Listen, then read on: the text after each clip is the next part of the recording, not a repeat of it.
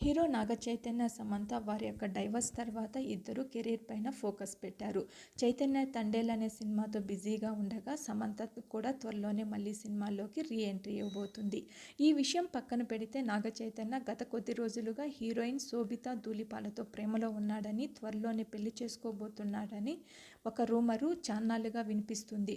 వీరిద్దరూ డేటింగ్లో ఉన్నారనే వార్త కూడా నెట్టింట్లో చక్కర్లు కొట్టింది. దీనిని నిజం చేస్తూ ఓసారి లండన్ వెకేషన్లో, మరోసారి రెస్టారెంట్లో ఇద్దరు జంటగా కనిపించడంతో ఈ డేటింగ్ రూమర్స్కు మరింత బలం చేకూరింది.